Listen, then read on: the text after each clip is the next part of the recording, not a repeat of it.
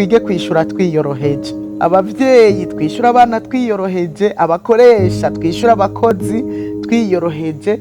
Burya kuvuga ukankama, kuvuga imisi yose umengo uraratse, kwishura imisi yose umengo urarandamuka ni ikintu kibi cyane, gitera ubwoba, gituma umuntu atumva. Bakoresha nimwige kwishura abakozi mwiyoroheje, mwige kubabwira ivyo baza gukora mwiyoroheje. Kurashaka no kumubwira ivyo akora kubera utabivuze buke wabivuze umengo urakaze ugasanga ntiyumvise. Burya na kenshi abakozi basanzwe kenshi umengo baratinya bakoresha.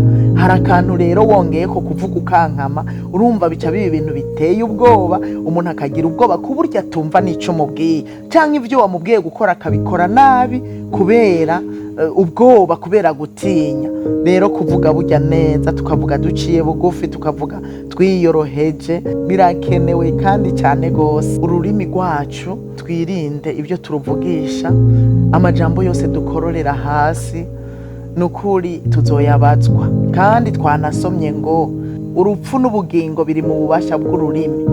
Wewe nyene urashobora kwiyica, ukiyica wishwe n'akarimi kawe, canke ukuvuga neza kwawe kukagukiza, kukagutabara.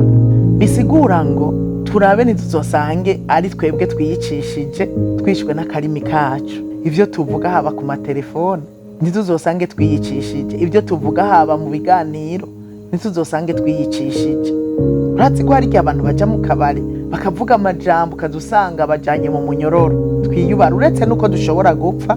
Uyu munsi hariho umunsi w'urubanza. Matayo yaravyanditse aravuga ngo amajambo tuvuga niyo azotuma dutsinda, niyo azotuma dutsindwa.